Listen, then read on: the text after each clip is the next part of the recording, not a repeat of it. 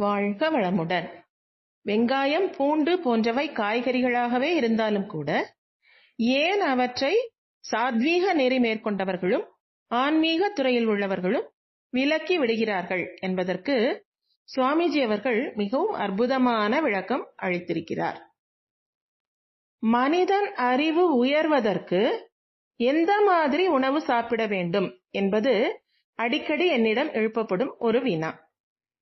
அறிவு மேல் நோக்கி வரக்கூடிய வேகமுடைய மனிதன் அதற்கு ஒத்ததாக உதவக்கூடிய உணவைத்தான் சாப்பிட வேண்டும். எல்லா விலங்குகளும் உணவுக்காக கீழ் நோக்கித்தான் இருக்கின்றன. அவற்றின் முதுகெலும்பு தரைக்கு இணையாக உள்ளது. எப்போதுமே மிருகத்தின் வாழ்க்கை கீழ் நோக்கிய வாழ்க்கை. செடி, மரம் இவைதான் எப்போதுமே மேல் நோக்கி கொண்டிருக்கின்றன.